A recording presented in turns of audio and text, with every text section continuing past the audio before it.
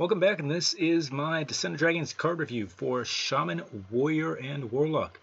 Alright, so let's get started here. Alright, so starting with Shaman, we have Invocation of Frost. That is an Evoke Garland card. That is not going to be an arena. Let's go on here. Storm Wrath. Give your minions +1/+1, overload for 1. This is insane card, especially for Shaman.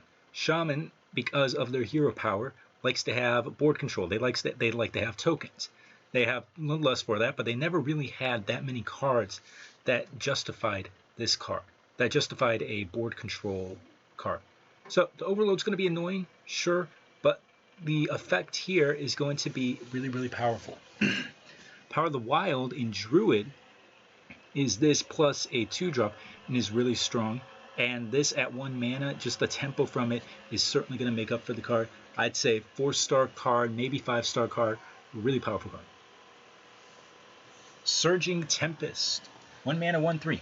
The one example in this set of anti-power creep, because Surging Tempest is a good deal worse than its cousin, Tunnel Shrug. So, because like Tunnel Shrug, it can get more than one attack, and this is only while you have overloaded mana crystals, which usually it's because the turn you're playing this, you're playing the overloaded, you're playing the overload anyways with this turn. Now, that said, it's still a 1 mana, 1/3. And 1 mana 1/3s are good, so this is a 2-star card. And like the effect is relevant there. Alright, continuing on. Lightning Breath. Deal 4 damage to a minion. If you're holding a dragon, also deal damage to its neighbors. Absolutely insane card for the dragon synergy. This is one of those cards where it's like, I don't like this much swing being attached to a dragon. So 3 mana, deal 4. That's like a 2 to 3-star card by itself. And the effect moves it up. Honestly, the effect is so powerful that I have this as a 4-star card. Because you're not paying anything for the effect, but the bonus, if you get it, is completely busted. Plus, you're going to get dragons because of Squall Hunter. I mentioned this card before in my introductory video. So 4 mana, 5/7, spell damage +2, overload 2. So compare the Flame Faceless, 4 mana, 7/7. A 4 mana 5/7 is not really all that much worse than a 4 mana 7/7. On turn 4, you're still killing the same things. And if you're going face, the extra couple of damage is not really, it's relevant, but it's not really that relevant. So what I'm saying is the 2 attack, even though you're giving up 2 attack, it's not that much that you're giving up. And as I mentioned, spell damage +2. In this set, Shamans, they have Maelstrom Portal. Maelstrom Portal, one of the best cards ever printed for Shaman. 2 mana, deal 1 damage to everything, summon a 1-drop. So combined with this, turn 6, 4 mana, 5/7, deal 3 damage to all enemy minions and summon a 1-drop. And that's just completely busted, and that's going to happen quite a bit. Plus, again, dragon. And because of this, you want dragons. So yeah, this is a 5-star card. This is, I don't want to say it's 6. I think, oops. As I accidentally clicked here. I don't want to say it's 6. I think it's really, really good. I don't think it's good enough to hit 6 just because it doesn't impact, but just the stats and everything on it just makes it so good. Alright, Bandersmash. Each turn this is in your hand, transform it into a copy of a random legendary minion. So obviously sometimes it can transform into a bad card.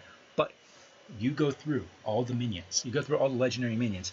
And you're going to realize, wait a minute, there are a lot of really, really, really good effects.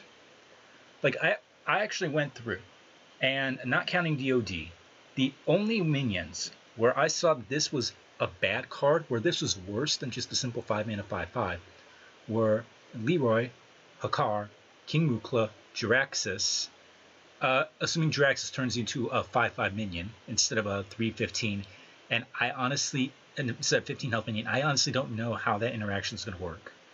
Major Domo, the Beast, Millhouse, sometimes Asimov, and both. And that's 9 cards. And that's 9 cards out of 85, not counting Descent of Dragons. So basically, it's a 10% chance to be worse than a 5/5.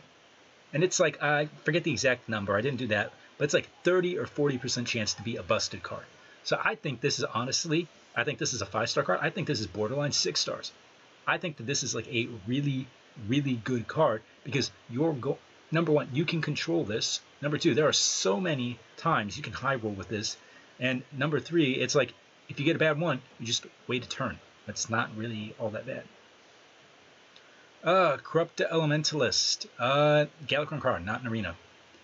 Cumulo Maximus. Battlecry, if you have overloaded mana crystals, deal 5 damage. Absolutely insane if you have overloaded mana crystals.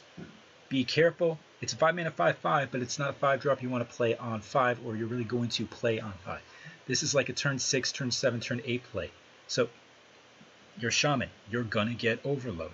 This card is going to go off. This is a 5-star card. Sorry, this is a 5-star card. This is just like an absolutely insane card. So, yeah, pick this. Dragon's Pact. Invoke Galacron, not going to be an arena.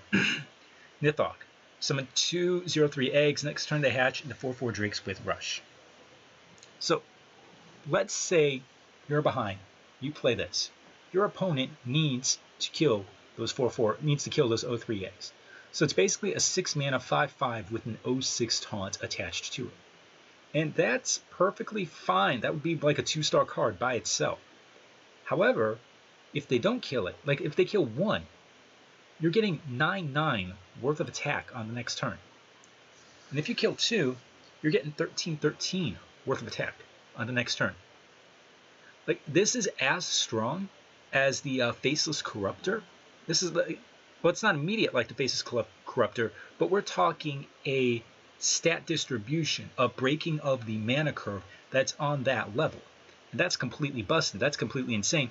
And all it does is require you to have board control well enough where you can play this. This will single-handedly win you games on its own. This is a 6-star card. This is a card you pick pretty much every time. The only tiny drawback is that it doesn't do something immediately and you have to wait a turn for it. But no, this is going to be completely busted. Galacron, not going to be an arena. Okay. Next, we go over to Warlock. Rain of Fire, deal 1 damage to all characters. This is Whirlwind, except Warlock does not have Warrior's in self-enrage synergy or Warrior's use of damage. Like, it doesn't have an execute for Warriors to kill things off. So this is a 1-star card. Another Breath. Deal 2 damage. If you're holding a dragon, deal 4 damage with Lifesteal in your head. So deal 2 damage, probably a 2-star card. I think with this one, so the dragon effect is obviously insane, but it's not that much of a tempo swing. So deal 4 and heal for 4 is like, that's really good, but that's not like something that's just going to win the game on its own. It's just like a very good value play, or a very good tempo play. So I think this is a 3-star card. I don't think the effect, like the effect here is fine, and the effect here is good, but it's not game breaking, so I'd say 3-star card. This is not something you want to build a deck of dragons around. This is just something you want to get incidentally. Dark Skies, do 1 damage to random minion. Repeat it for each card in your hand. There was a card, Spreading Madness, that dealt 9 damage to random characters, and it was a horrible card. This is likely going to deal 5 damage to random minions. This might be better, but I just don't see it being better. Like, even if it's minions, and even if it's like turn 3, you can use it as a removal, but still, it's a 1-star card. Dragonblight Cultist is Invoke, so not an arena. Fiendish Rites is Invoke, not an arena. Veiled Worshipper is Invoke, not an arena. Crazed Netherwing is busted, should not be an arena. But anyways, like, this is a 6-star card, no question. Like, the effect is so powerful that you take this, and then you just hope you randomly get dragons. The effect is so powerful that combined with the other card, the 2-mana card, what is the 2-mana card? Hi. Thank you. So Nether Breath. So Crazed Netherwing and Nether Breath are both so completely busted that it's worth it in Warlock to just draft a dragon deck blind, assuming you're going to get this card, because you get this card and you'll flat out win the game. 6 stars, completely busted, should not have been printed. Abyssal Summoner.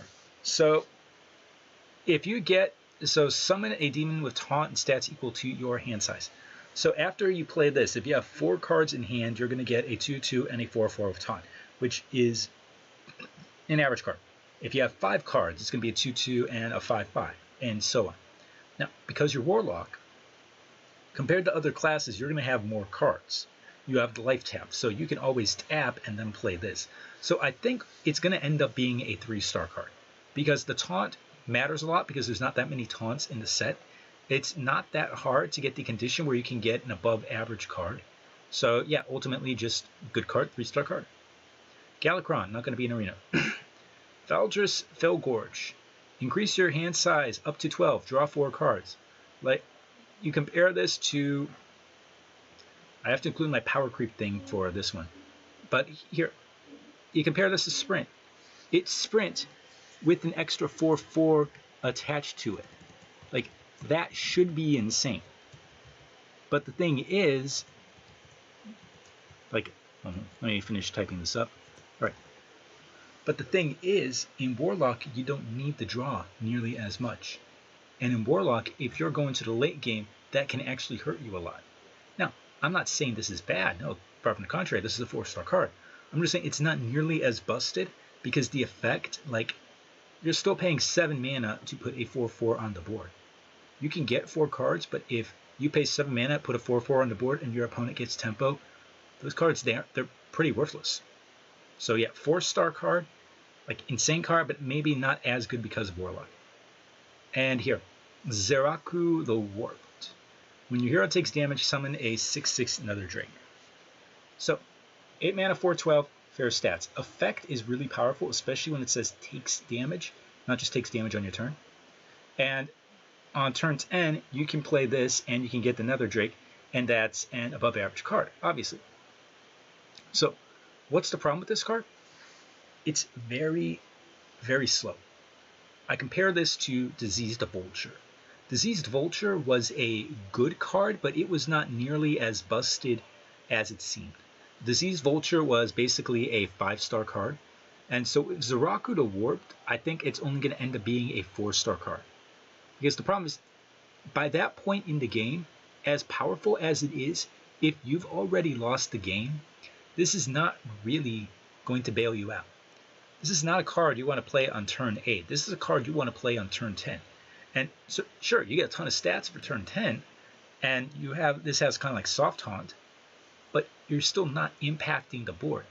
It's just, it's really, really good, but it's not impactful enough to justify the mana cost. All right. Finally here, we've got Warrior. So here, Sky Raider. So, 1 mana, 1/2 Battlecry, add a random pirate to your hand. Obviously an insane card. Any 1 mana, 1/1 that adds cards to your hand is good. 1 mana, 1/2 is a lot better. I compare it to Pharaoh Cat. Like probably, what is it? Reborn things are better than Sky Raider. But yeah, this is going to be a 4-star card. Like just really, really good. Ritual Chopper, not going to be in Arena. Anchor. After a hero attacks, draw a pirate from your deck. So pirates are still not much of a thing. Like you have the Sky Raider there, but really there are very few pirates. Like from what I counted, the only pirates you're probably going to draft are Ticket Scalper, Bloodsail Raider, Sharkfin Fan, and that's basically it. Like you're not going to pick the other pirates. So the chance of actually having a pirate is really, really low. So it's a 3 mana, 2/3 weapon. And that is a 3-star card by itself, and that's pretty much what it's going to be. Awaken, Galakron card, not an arena. Evil Quartermaster, Battlecry, add a lackey to your hand, gain 3 armor. Gaining the 3 armor, that's really good. Adding a lackey to your hand, that's really good. I would say, I compare that to the Paladin version. I would say a lackey, especially in the early game, is a lot better than a dragon. So I say, yeah, this is a 5-star card. This is reliable. The lackeys can be really, really powerful, can be really game swingy. Probably the best body for generating a lackey card. Ramming speed. So, Super Collider. Like, Super Collider was one of the most busted cards ever printed for a warrior. So, it's only 1 charge, and it's only 4/3 mana. But if you're taking out 2 things, then this is really, really, really good. So, I think that this is a high 4-star level card, maybe a 5-star card. Like, it's really good. It's a little bit situational, but when you're talking getting a massive swing, this is the kind of card you want. Scion of Ruin, invoke card, not going to be in Arena. Skybarge, after you summon a pirate, deal 2 damage to a random enemy. As I mentioned, you're probably not going to get pirates. Like this gets a minor boost because you got the Sky Raider, but really this is just like a low 2-star card because this is something you can't build around in Arena. Molten Breath, deal 5 damage to a minion. If you're holding a dragon, gain 5 armor. The gain 5 armor is not really all that important, so I'm just taking a look. What is 4 mana, deal 5 damage to a minion? What would that be? And that would be about a 3-star card. This is a 3-star card. Galakron, not going to be in Arena. Deathwing, Mad Aspect. Attack all other minions. So, assuming that the 2 mana Chimera doesn't ruin things, this is going to be a good card. Not a great card, but a good card. I would say a high 3 level card. So, this is an AoE, and this is something that can clear the board, but it's something where you need to not have a board to clear. Actually, thinking about this, I think I rated it a little bit too. I think it's a 4-star card. Just because, like, I think the majority of time, you are not going to have a situation where your opponent is going to have more than 12 attack on board. So this is basically a 7 mana board clear, which sometimes summons something.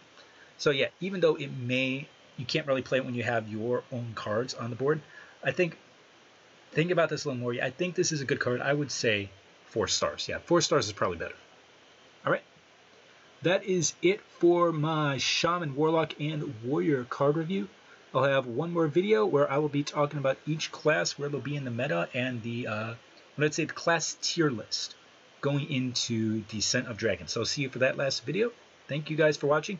And again, remember, if you want more in-depth view on how to build each class, how I think each class is going to build, how they will do, or more in-depth reviews on the cards, take a look right below. Take a look at my written review.